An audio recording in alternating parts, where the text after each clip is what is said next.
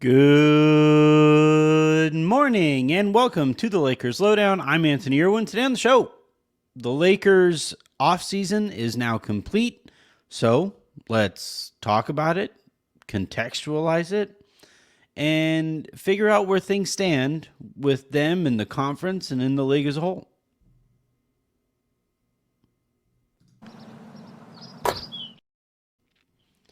All right, so we've been waiting, or I've been waiting to do this, and had been analyzing the offseason to this point.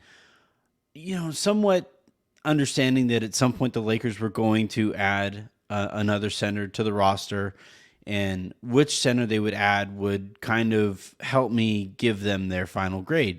To this point, I had given them a solid B, or B plus if I was feeling optimistic on a certain day.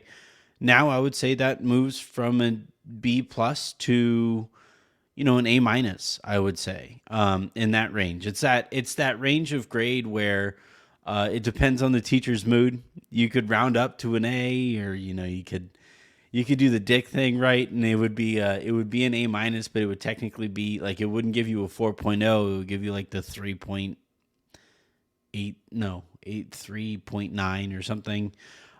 It's in that range. I would say it was a very successful offseason. There were some things about it I would maybe tweak and maybe add to the roster, or different players I would have signed rather than the ones that they had.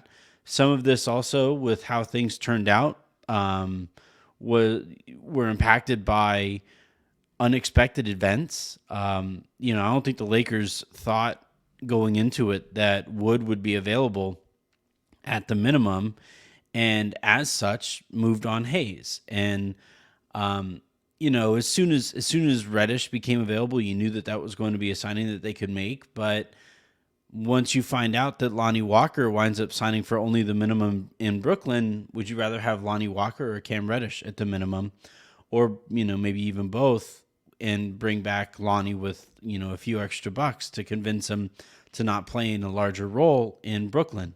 But overall, just looking from 1,000 miles up, 1,000 feet up, 1,000 miles would be pretty high up.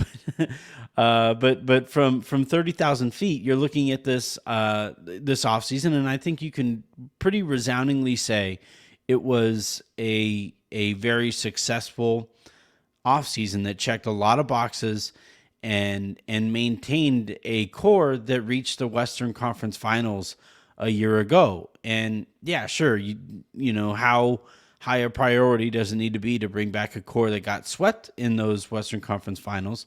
That's certainly a different conversation that we'll have certainly umpteen times over the course of this next season. But for right now, I understand that those marching orders, and if they were those marching orders, if that was a priority, then the Lakers did about as well as you could have possibly hoped for in following him. Let's look at groups, so guards, wings, and bigs, and I think that's a good way to zoom in on key parts of the rotation and strengths and weaknesses in this roster. So let's start with the guards, and you have D'Angelo Russell, Austin Reeves, Gabe Vincent, and Max Christie as players that will play in the one or two spots heading into next year. And if those are the players that we are considering heavy parts of the rotation, I don't have any real complaints. I think D'Angelo Russell is going to get the first opportunity to be able to win that starting spot right from the get-go. And I think that should be how this plays out. He's the highest paid player in the backcourt. He's still probably, if not the most talented, certainly close to the most talented player in that group.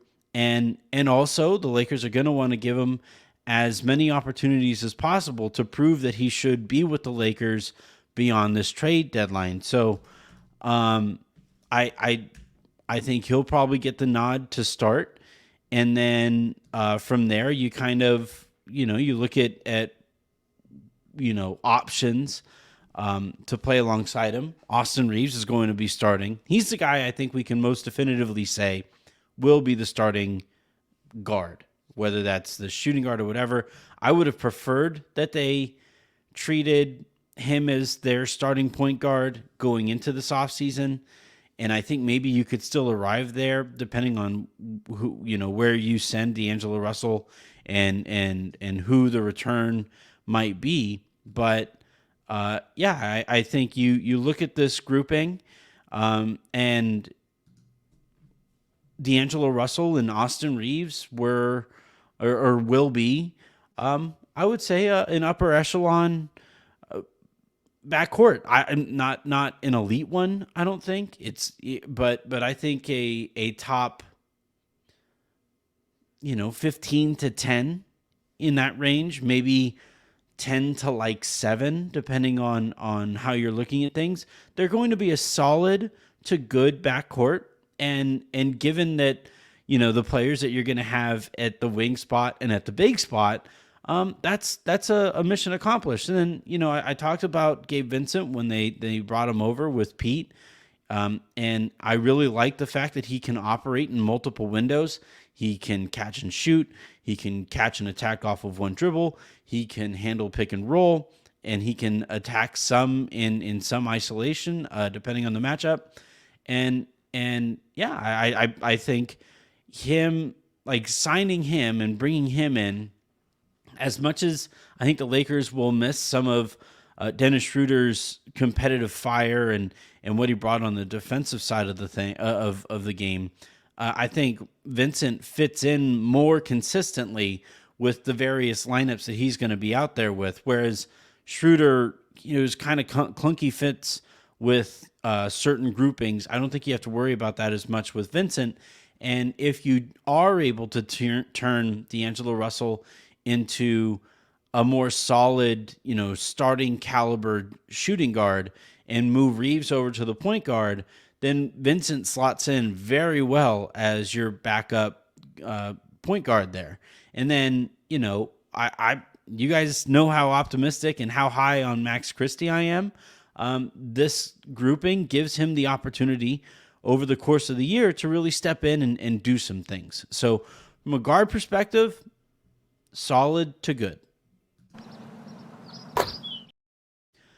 Now, from the wing perspective, obviously you have LeBron, and that's a pretty good starting point, even though he at this stage of his career is more of a power forward. But even if you aren't considering him a wing, you look at the other guys that are in that group. Rui Hachimura is going to get the nod as your starter right off the bat. You have Taurean Prince, who offers something at the wing spot that the Lakers haven't really had, in that he is a good, like an elite shooter who can also do some stuff on defensively. He's not a great defender, but he has the ability to be like not terrible. Whereas the shooters that the Lakers have employed since Kuz at the wing spot have either been, knockdown shooters, but also terrible defensively. Melo comes to mind, right? Wayne Ellington, those kinds of guys. The fact that Prince is a kind of prototypical 3-and-D wing adds something to this group that the Lakers haven't had in a little while. And then, look, if Rui Hachimura, if his shooting is anywhere near, it's not going to be what we saw in the postseason. That was incredible.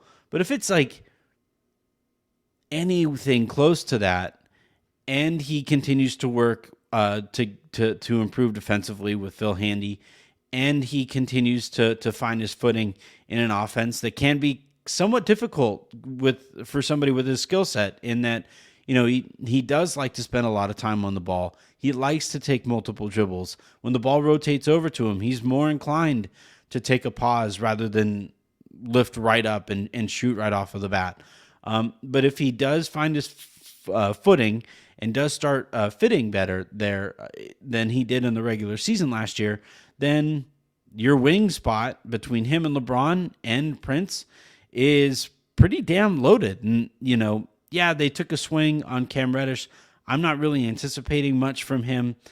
It honestly would kind of sort of surprise me if he was in the rotation, maybe even on the roster by the end of the year. But given he's a minimum player and whatever, and given his ties to Clutch, I think it was always going to be that the Lakers would be the team that would give him like one last chance to prove that he can make an impact anywhere near commensurate with his natural talent.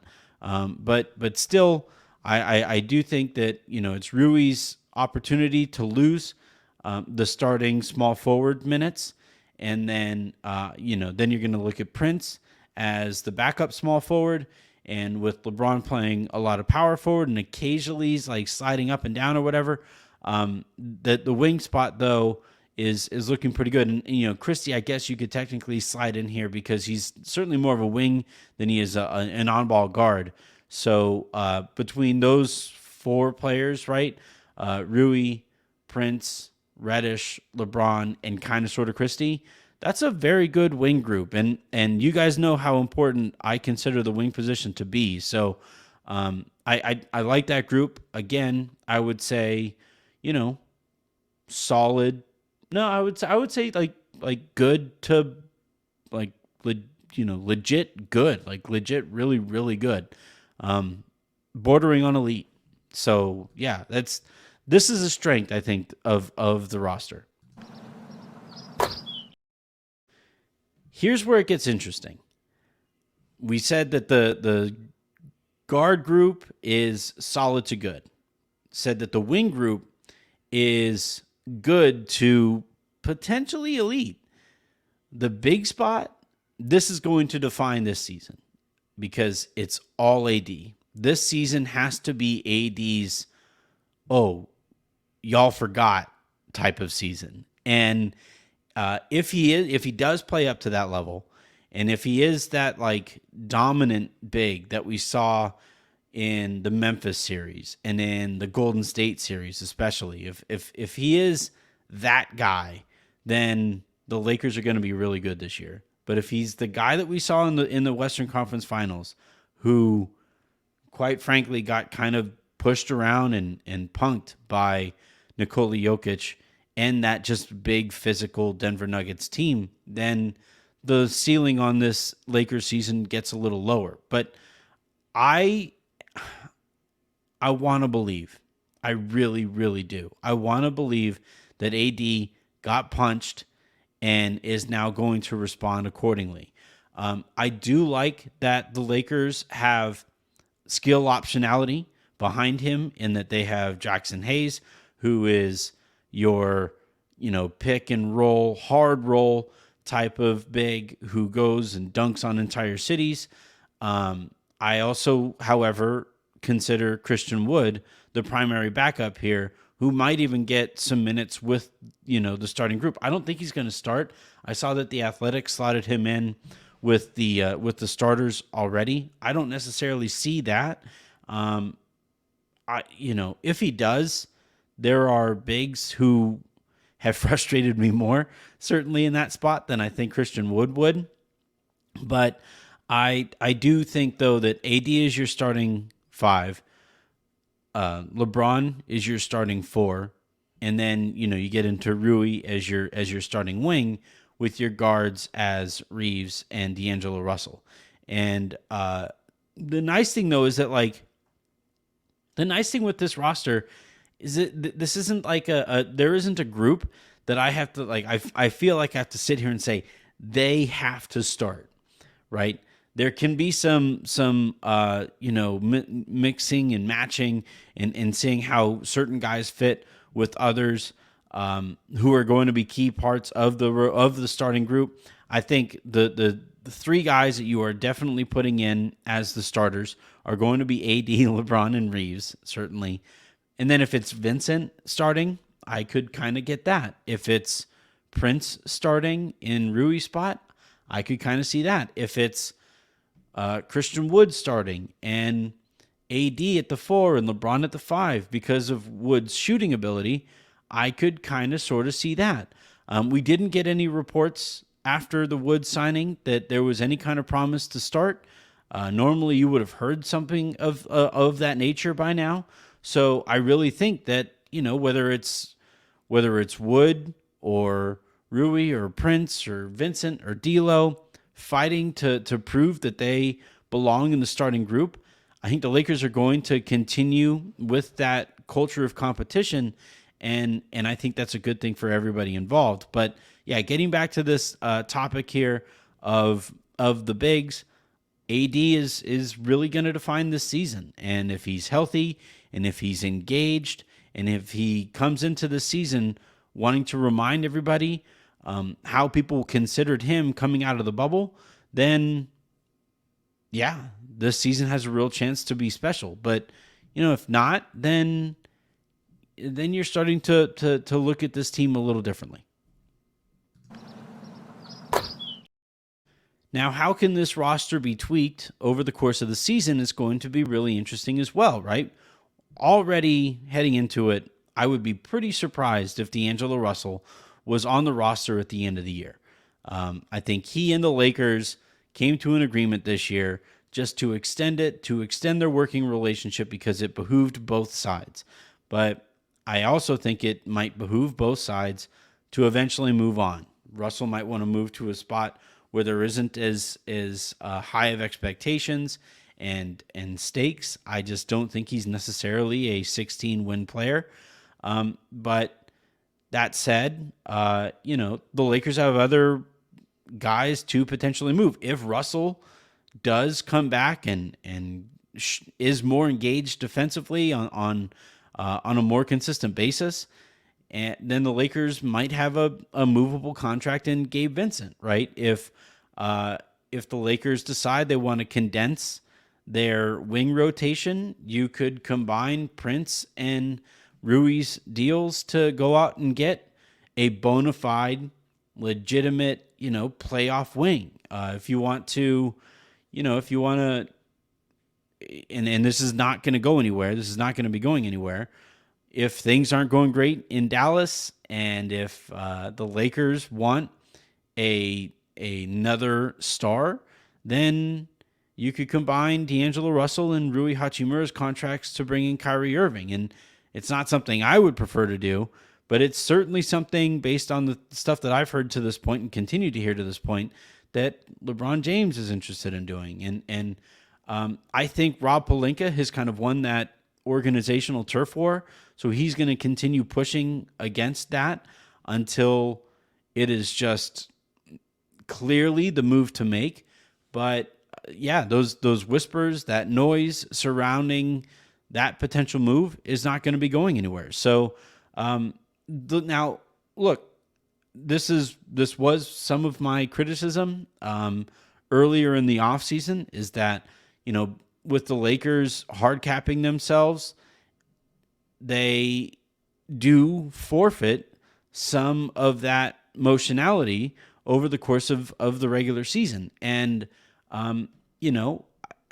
as this roster, I think it's a good roster, but it's not a great one, I don't think. And it certainly isn't it shouldn't start the season as the favorites, let alone going away favorites to win a championship or even come out of the West.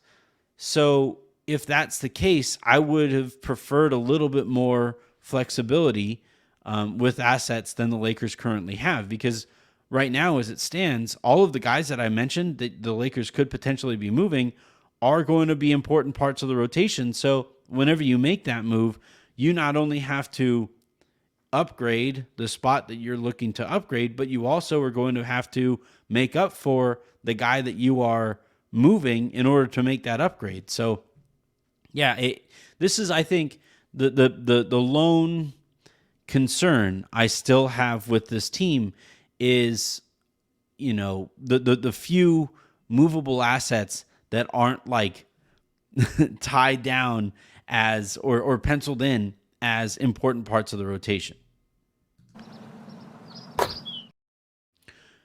Where do they stand in the Western Conference? Where do they stand in the league? That is a really interesting one. I still have Denver as the better team, but I think Denver got worse this year. Obviously you're returning the guy who could have won his third straight MVP last year, did eventually go out and win the Finals MVP in Nikola Jokic. He's the best player in the world, and he plays a brand of basketball that is, I think, specifically difficult for the Lakers to match up against. But they aren't going to have Bruce Brown. They aren't going to have Jeff Green. They're going to be relying on younger guys this year and expanding the roles of some guys that, played well in the postseason, but were playing well in the postseason under narrow circumstances. And how that pans out is, I think, going to set their ceiling. After that, though, you could say Phoenix has a ton of offensive firepower, but they are, because they are built as top heavy as they are, they're always going to be terrified of a tweak here and a hammy there or whatever, that I am not as concerned about with the Lakers. So I think the Lakers are right there. If not, I think I probably have them as a better roster overall than Phoenix right now. Might be the homer in me talking, but still, that's where I kind of have them slotted. And then after that, I think the Lakers have an argument to be better than basically everybody else in the conference. Golden State, I don't know how that's going to go. They were too small in the series against the Lakers, and then got smaller by bringing in Chris Paul. They, not necessarily smaller, but I guess slower. We'll see how that goes. Although I'd be similarly with D'Angelo Russell, I would be kind of surprised if Chris Paul finishes the season in Golden State. You have Sacramento, who had a really fun season last year, and this is one of those spots where a team can either kind of take that next step forward and become really, really good, or they can regress to the mean, and last year winds up being fool's gold. I could see that either way with Sacramento, but I think the Lakers are right there with them. Maybe not in the regular season. I think Sacramento has the firepower to really rack up some wins here and there, but heading into a series, I think I would probably favor the Lakers. And then you're looking at the Memphises of the world and the Dallas, and I guess Oklahoma City is one of those teams that really I'm really kind of side-eyeing a little bit. I'm ugh. They might be actually legitimately good already and really advance their window. But if not, they're going to be young, and we'll see how that looks. Then I think the Lakers are a second tier Western Conference team, where the only team ahead of them, or the tier ahead of them, is Denver, and that's about as much as we could have possibly asked for heading into this offseason. And then you expand that across the rest of the league, and I'm going to be frank about this. The East was a bunch of fraudy frauds last year, so unless we see some noted improvement from all of those teams, I think Boston, I think got worse. Cleveland, I think got better, and we'll see if after getting kind of bullied around in that series against the Knicks, they all collectively take a step forward. We'll see how they respond to that. Milwaukee will probably still be pretty good. They basically just brought everybody back, and we'll see how that winds up working out for them. And Philly's going to be a disaster this year. Brooklyn isn't as good now as they were heading into last year, obviously.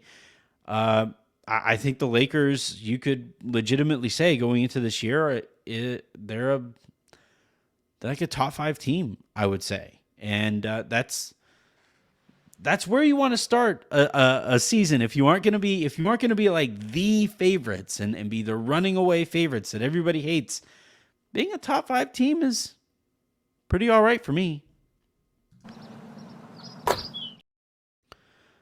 And then, I do got to give credit where it's due here. I thought Rob Pelinka did a very good job this year of managing the budget and managing an understanding of what worked last year and sticking to what worked last year.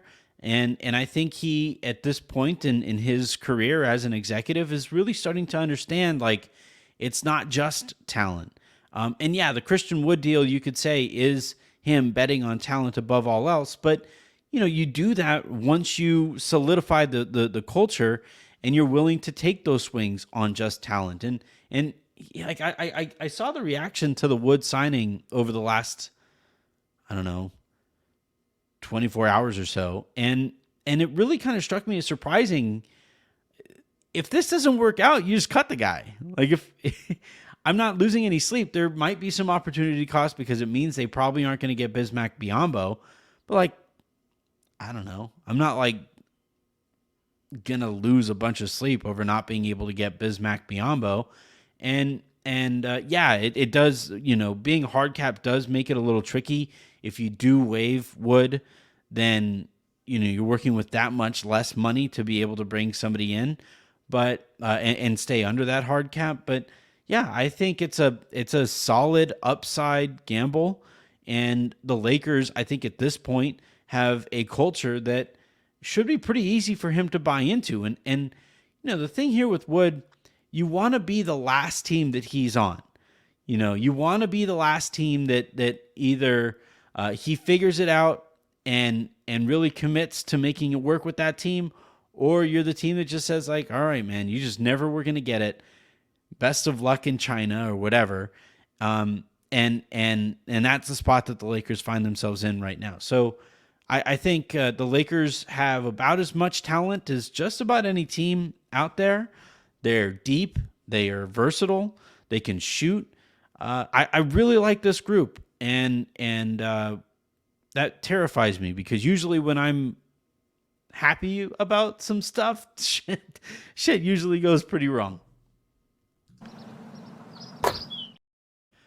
All right, that is going to do it here for this look at the Lakers offseason, and we will, start. I'm going to obviously talk to Aaron a little bit later today by the time you guys are listening to this, and we'll probably rehash a lot of this stuff and look back at the offseason. I have a theory that I want to kind of run by him, and yeah, we'll just see where that conversation goes. You never really know with us. So until then, and until the next time I talk to you guys, I'm Anthony Irwin, saying have a good one.